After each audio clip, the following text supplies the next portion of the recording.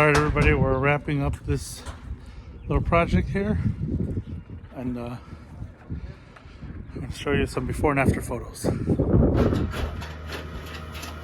Things will be a little quicker on day 2 with a little bit of fascia left and the siding square footage not being that much.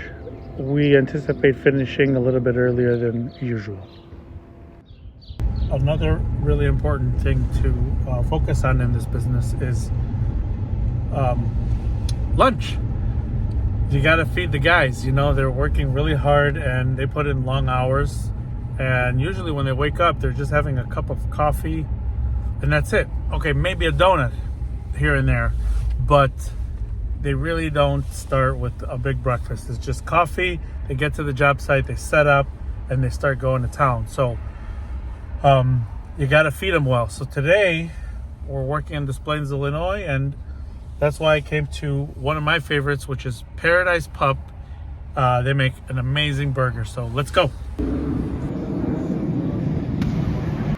They only take cash here, so come prepared.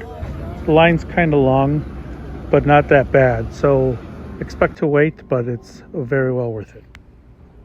After lunch, the crew got back to work, and they finished up the project in just a few hours.